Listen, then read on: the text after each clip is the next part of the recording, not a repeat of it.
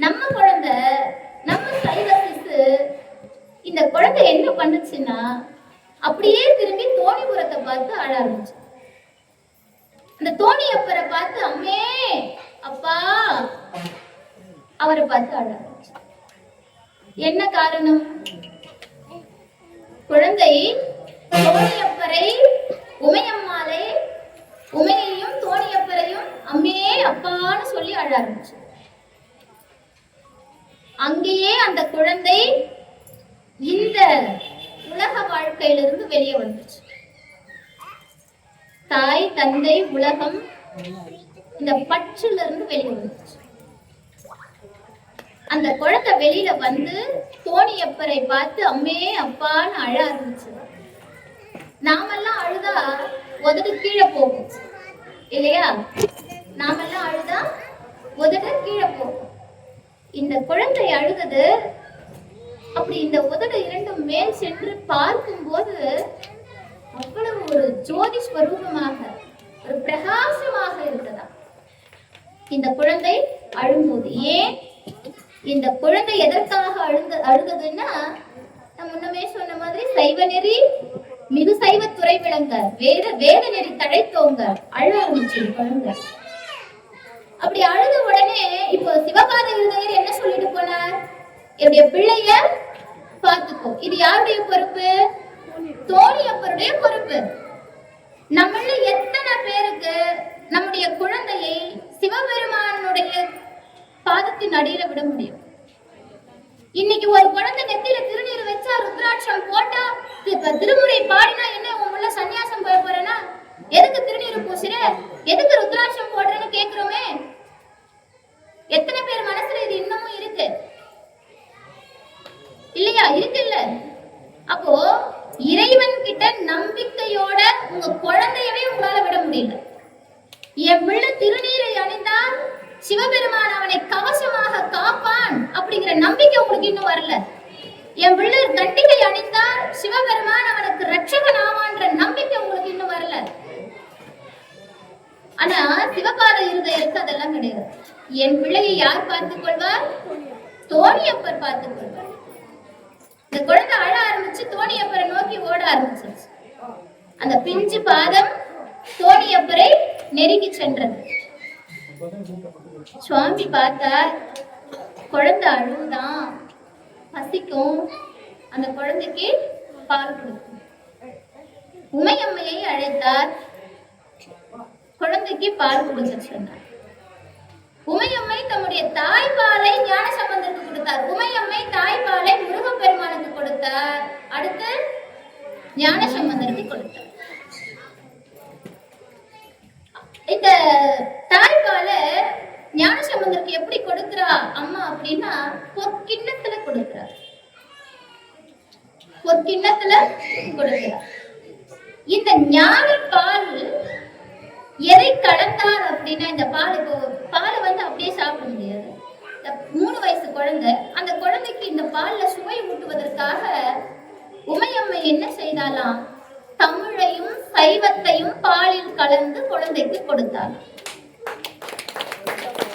தமிழையும் சைவத்தையும் பாலிலே கலந்து குழந்தைக்கு கொடுத்தார். ஞானசம்பந்தர் தன்னை தானே தமிழாகரன் என்று சூட்டிக் கொள்கிறார். ஞானசம்பந்தர் தம்மை தமிழாகரன் என்றார். அந்த குழந்தைக்கு அந்த பாலை கொடுத்தார். அந்த குழந்தை அந்த பாலை அம்மையே ஊட்டி விடுறார். பால் நினைந்து ஊட்டும் தாயினும் சால சிறந்து மணிவாசக பெருமான் பாடுவார். அது போல அம்மை குழந்தையினுடைய பசி, அந்த அழுகையை நிறுத்த, ஏன்னா அந்த குழந்தை எதுக்கு அழுவது? சைவம் தழைக்கணும், வேதம் தழைக்கணும், திருநீற்றின் பெருமை உலகெல்லாம் பரவணும். அதுக்காக அந்த குழந்தை அழுவது. கண்ணா அழுவாதடா, இதோ ஞானப்பாலை கொடுத்தேன், தமிழையும் சைவத்தையும் உமக்களித்தோம், இனி சைவம் தழைக்கும், அழுவாதடா கண்ணான்னு அந்த தாய்ப்பாலை குழந்தை அம்மா தான் குழந்தைக்கு ஊட்டி விடுறார். ஏன்? அம்பாள் நினைச்சிருந்தா உமது பசி ஆறுக அப்படின்னு சொல்லியிருந்தா குழந்தைக்கு பசி ஆறிட்டு. அழாதரா கண்ணானா அது கூட செய்ய தேவையில்ல, அவருடைய கடைக்கண் பார்வை பட்டால் போதுமே குழந்தைய அழுகை நிறுத்தி இருக்குமே. அவளே வந்து அந்த ஞானப்பாலை கொடுத்து அவளே ஊட்டியும் விடுறாளே. எதற்காகன்னா நம்முடைய குழந்தைகளுக்கு நாம் எப்படி பால் கொடுக்க வேண்டும் தெரியுமா? தாய்மார்கள் நிறைய பேர் இருக்கீங்க, சொல்றேன். நம்முடைய குழந்தைகளுக்கு தாய்ப்பால் கொடுக்கும் போது, உணவு கொடுக்கும் போது நம்முடைய தமிழையும் சைவத்தையும் இணைத்து கொடுக்க வேண்டும். தமிழையும் சைவத்தையும் சேர்த்து குழந்தைக்கு கொடுக்கணும், சேர்த்து குழந்தைக்கு கொடுக்கணும்.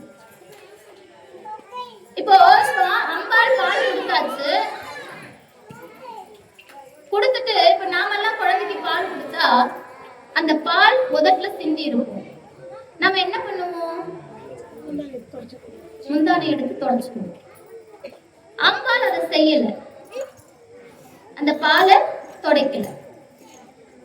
அம்பாள் கொடுத்த அந்த பாலானது குழந்தையுடைய உதட்டில் இருந்தது. இப்போ வராரு சிவபாத இருதயர், குழந்தை குளக்கரையில இருந்த குழந்தைய காணுமேன்னு தேடிக்கிட்டு வராரு. வந்தா குழந்தை தோணியப்பருக்கு முன்னாடி நின்றுகிட்டு இருக்குது. அந்த குழந்தை உதட்டுல இருந்து பால் அப்படி சொட்டிக்கிட்டு இருக்கு. இப்போ சிவபாத இருதயர் குழந்தைய பார்த்து கொஞ்சம் வேகமா கேட்கிறார், யார் கொடுத்த பாலை நீ குடிச்ச? யார் கொடுத்த பாலை அருந்தினாய் அப்படின்னு அந்த குழந்தைய பார்த்து கேட்கிறார். ஏன்னா அது எப்பேற்பட்ட குழந்தை, யார் கொடுத்த பாலையும் குடிச்சிடலாமா? இல்ல, அந்த குழந்தை பிறந்தது சைவத்திற்காக. களப்பிரர்கள் ஆட்சி காலத்துல அந்த நூற்றாண்டுல இருந்த அந்த இருளை போக்குவதற்காக உதித்த செங்கதிர் அது. அந்த குழந்தைக்கு மிக சாதாரணமாக உணவுகளை கொடுக்க கூடாது. சாதாரணமாக அப்படிங்கிற வார்த்தைக்கு என்னன்னா, என்ன உணவு எடுத்துக் கொள்கிறோமோ அதன்படி நம்முடைய தன்மை விளங்கும், இல்லையா? யாரிடம் உணவு பெற்று சாப்பிடுறோமோ, யார் நமக்கு உணவு கொடுக்கிறார்கள், அவர்களுடைய தன்மை நம்மையும் சேரும். உண்மைங்க, உண்மை. நாம் எந்த உணவை எடுக்கிறோமோ அந்த தன்மையை நாம் அடைவோம். அதனால சிவபாத இருதயருக்கு மனம் பதப்பதச்சிருச்சு. ஏன்னா அந்த குழந்தைய அவர் எப்படி கேட்டு வாங்கினார்? சைவம் தழைப்பதற்காக, திருநீற்றின் பெருமை ஓங்குவதற்காக அந்த குழந்தையை பெற்று அந்த தவ புதல்வனை பெற்றார். அப்படிப்பட்ட குழந்தை யாரோ ஒருத்தர் கொடுக்கிற பாலை குடிச்சிடலாமா? அப்ப அந்த தன்மை குழந்தைக்கு வந்துருச்சுன்னா இதுல நம்ம சிந்திக்கணும். நம்முடைய குழந்தையை எப்படி வளர்க்கணும்? தமிழையும் சைவத்தையும் ஊட்டி வளர்க்க வேண்டும். திருமுறையை சொல்லி வளர்க்கணும், பாட வச்சு வளர்க்கணும். உங்களுடைய பிள்ளைகள் சினிமா பாடல்களை பாடுறாங்களேன்னு சந்தோஷப்படாதீங்க. நான் நிறைய பெற்றோர்களை பார்க்கிறேன், என் பிள்ளை இந்த பாட்டை என்னமா பாடுறான் தெரியுமா, பெருமையா இல்ல. அந்த அந்த குழந்தை தான், அந்த சினிமா பாடலை பாடக்கூடிய அந்த குழந்தை தான் சில வருடங்களில் உங்களுக்கு பாரமாக அமையும். திருமுறையை பாட வையுங்கள். உங்க பிள்ளை ஒரே ஒரு திருமுறை பாடட்டும், அந்த குழந்தையை ஊரும் உலகமும் போற்றி துடிக்கும். பாட வைங்க. அப்படி தம்முடைய குழந்தை யாரோ கொடுத்த பாலை குடிச்சிருச்சே அப்படிங்கிற ஆதங்கத்துல சிவபாத இருதயர் அந்த குழந்தை கிட்ட கொஞ்சம் அந்த குரலை கொஞ்சம் உயர்த்தி கேட்கிறார். உடனே அந்த குழந்தை காட்டுது. யாரு காட்டுது? வேதமும் அந்த நாராயணரும் பிரம்மதேவரும் 33 தேவர்களும் முனிவர்களும் யக்ஷர்களும் தேடி காணாத அந்த திருவடியை, யாருக்கும் புலப்படாத அந்த பரம்பொருளை கை நீட்டி காட்டு, விரல் நீட்டி காட்டு. யாருக்கு? தம்முடைய தந்தையாருக்கு குழந்தை காட்டுது. பெம்மான் இவனன்றோ, இவனன்றே, இவன் பெம்மான் இவன் என்று. அவன்னு சொல்லல. அவன்னு சொன்னா தூரமா இருக்கான். தூரமா இருக்கிறவங்கள அவங்கன்னு சொல்லுவோம் இல்லையா? பக்கத்துல இருக்கிறவங்கள இவங்கன்னு